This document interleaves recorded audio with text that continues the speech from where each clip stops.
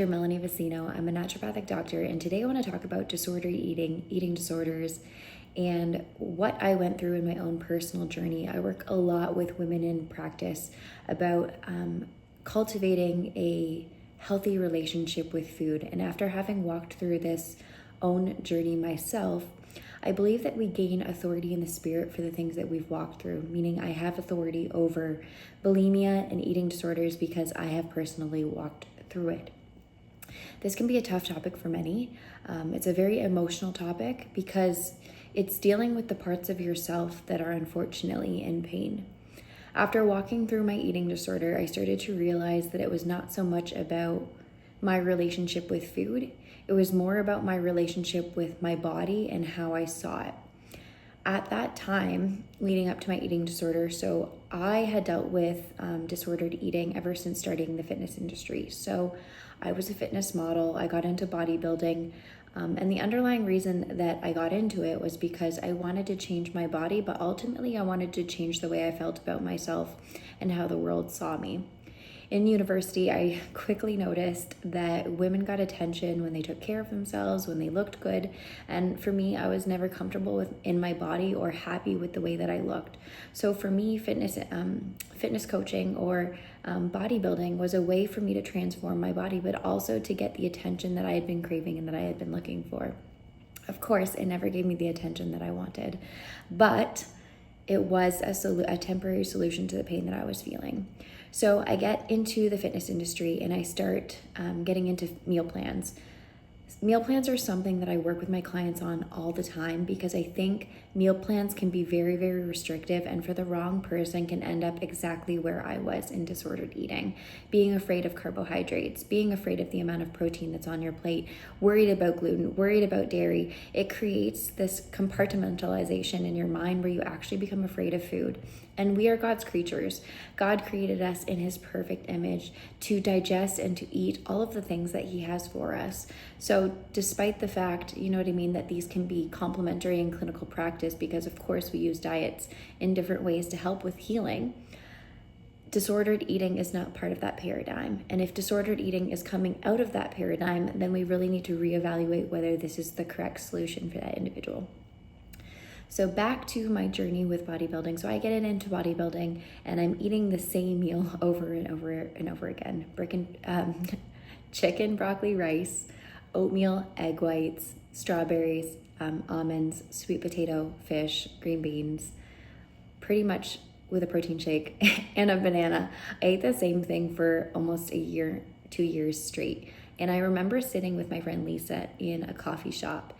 And this was 2 years into my bodybuilding journey. And I remember describing the pain I felt around food, the pain about wanting to eat a bagel, but being so terrified about eating a bagel because I didn't want to gain weight. I didn't want my body to look a way that I didn't want to. And it was from that moment that I realized there was a really big problem with my eating, that I couldn't go to a restaurant and just order whatever I wanted.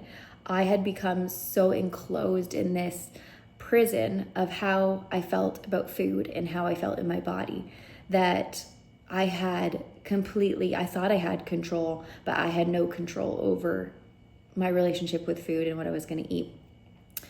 This relationship unfortunately continued to decline. So I got into bulimia. I was binge eating. So I would order a whole bunch of food. I would eat it. I would love it. And then I would make myself puke because I didn't want the added weight gain or the calories of the food.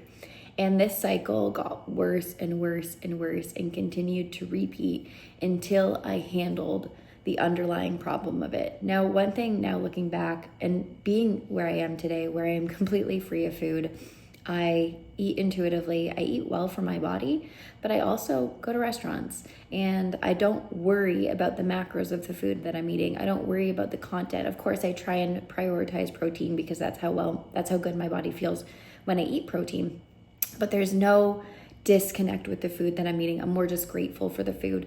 I'm grateful that God has given me the food. I pray over the food. I make good choices most of the time, but I also make bad choices. And sometimes I have pizza and sometimes I have things that are not so great, but it doesn't change the way I feel about myself and my body and my character in Christ. which is really, really important. So at the time when I was going through this, I was also separated from my family. I was living overseas in the Middle East.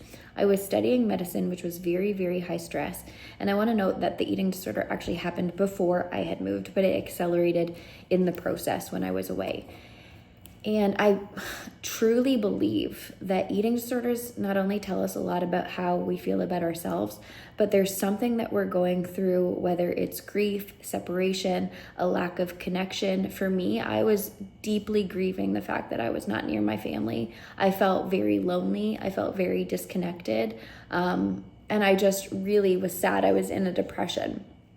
And being in that depression accelerated this hate towards my situation and this hate towards myself, where I was physically harming myself with my dietary choices and with the bulimia. And realizing that it actually came from such a place of self-hatred, I was able to come out of that and transform that. Now, one of the things that really helped was I actually ended up moving. So I went back to my family, I grounded around my family, and that itself was one of the big foundations of taking that lack of connection and moving into connection. But I also went to a place where I started to develop a better relationship with food. So I just slowly but surely started to reconnect with food and just allowed myself to eat. Now, in the beginning of this, I did, of course, gain weight. There was a psychological component, but I wasn't, because I had been in that space of control for so long, you almost swing to the other side. You let go of control and your body has to reap the benefits of no control before you come back to the middle or to the baseline. And so I started to gain weight and I didn't like my body and I was going through that again. And then I started just slowly working out and not stressing so much and not worrying that my workouts had to be perfect or not worrying that I had to work out for a certain duration of time. And I just started worrying, honestly, less about my body image and less about food because it had become so consuming. I had to go to the gym a certain time. I had to work out a certain way. I had to eat a certain way. Everything was control, to the point where it was just debilitating. There was just too much control. So letting go of control, my body had to learn how to let go, like I said, swing the other way, but then also come to a place that was a balance between control and lack of control, right? Because if I don't have any control, I'm going to slip into gluttony. I'm going to overeat. I'm going to binge. I'm going to go out the other side on that one, right? Because it's interesting. Control can lead to the gluttony and binge and the swing, and then coming out of it can also lead to the gluttony and the swing. So you still have to have control of your diet, but that self-discipline comes from the Spirit, comes from Jesus. So sitting where I am now on the other side of that, I really realized that the all-consuming factor of being worried about your weight, being worried about your body, I'm in such a different mindset than I was previously, because when I was walking through that, everything was about my weight. I was on the scale all the time. I was worried about the numbers. I was worried about how I looked. I was worried about, I used to count my food. I'd count my macros. I'd so much narrow focus on this. It was all consuming. I'd go by a mirror. How do I look? How does my angles look? It was obsession and then we know that obsession is demonic. So I was demonically obsessed with fitness and with image because my worth was coming from it. And on the other side, I can look at myself now and go, how interesting the contrast and the difference, where I never really step on the scale. I occasionally do. I don't obsess about what I eat at all. The conversation about my weight is gone.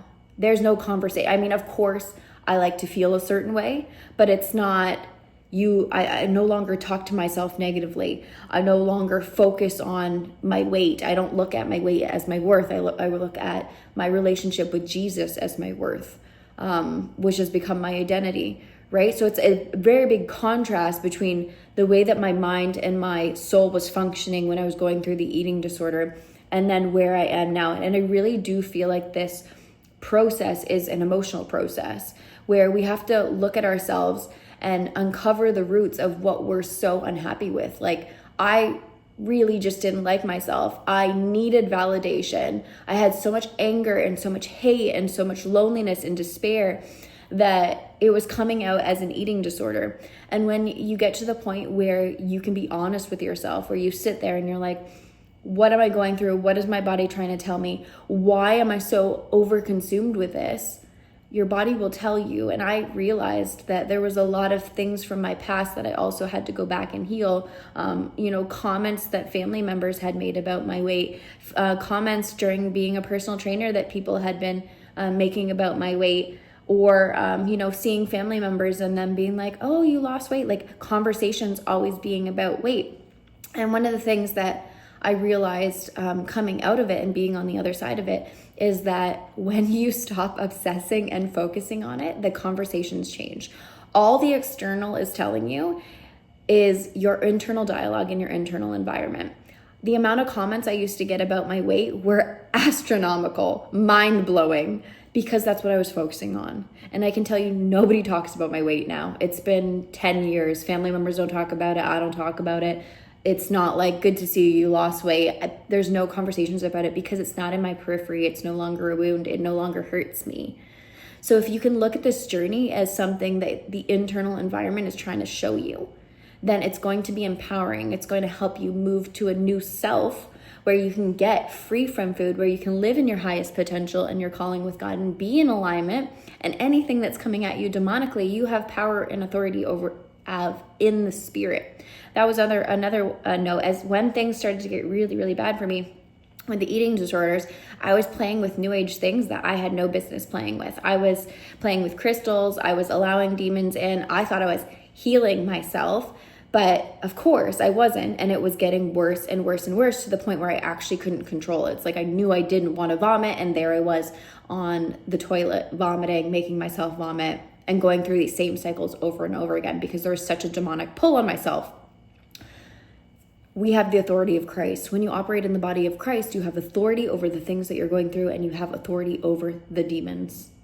So I'm going to pray for you right now in the spirit so that we have authority over the things that you're walking through. So Father God, I come before you in prayer. I ask that you would break any chains over this individual on the other side of the screen that has come into covenant, come into contract, come into curse, come into agreements or altars with any demon that is coming over her or him in gluttony, in eating disorders, in bulimia, any spirit of shame that has created an open door, any spirit of rejection, any spirit that has created an open door for the spirit to manifest, to come through and to create disordered eating and distorted body image. I ask that you would break it off in your mighty name, Father God. I ask that you plead the blood over them, that the blood would surround them, that it would restore them. You are a God of restoration. I know that you are going to use this as a part of your purpose, that you are going to use this journey that they're going through for their good, Father God. And any demon that's manifesting, I would bind it and cast it out. I go against the strong man in the body and demand it to leave in the mighty name of Jesus, to the things that were done on the cross. I ask that all demons that are not willing to leave, that they would expose their open doors, Father God, and that you would send the spirits, that you would send the angels to help them move out of this covenant that has been created or agreement that has been created in their body. Father God, you are a God of restoration. You are our God, or our Father of all things. And I ask that you would come across this screen and that you would help them move through this journey, and that you would give them the comfort that they need in their soul, Father God. And I ask that you would remove anything of grief, anything of depression, anything of anxiety that the enemy is trying to use as a root. And I ask that you move it, Father God, anything that has come from generations that has been spoken over them, anything in terms of names, curses that were spoken over them, word curses that were spoken from other family members, that were spoken from friends, anything that they had come into agreement with about their weight or worrying about their weight, or anything that they had inherited generationally from fathers, mothers, aunts, uncles that had created this distorted eating that has been maybe passed down. Any demons that are trying to come through the bloodline, we block them now, that we restore the bloodline now. And we ask that you restore our bloodline all the way back to Adam, that we remove any covenants, agreements with these demons, and then that we cast them out fully in your mighty name, and that this person is no longer bound to disordered eating, that any spirit of gluttony would be bound and cast out, any spirit of lust would be bound and cast out, Father God, and anything else that you feel or that you know is causing this disordered eating, I ask that it would be removed now.